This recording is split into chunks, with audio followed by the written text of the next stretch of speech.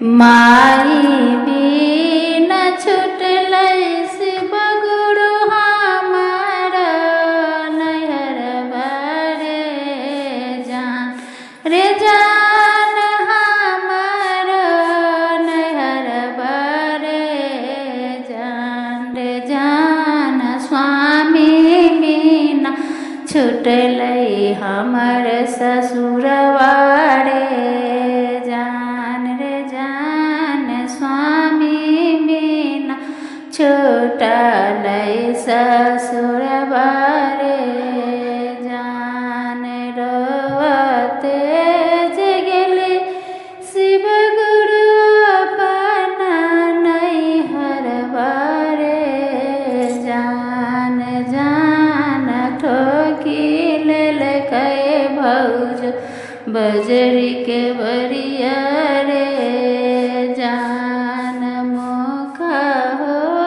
न बोलै हमसे भाऊजी शिव रे जान मुखा हो न बोल शिव गुरु भाऊजी हमारे रे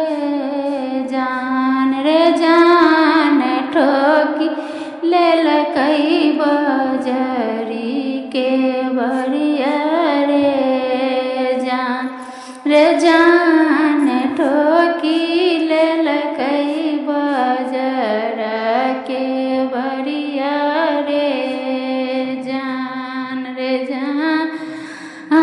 ठोकी लेलकै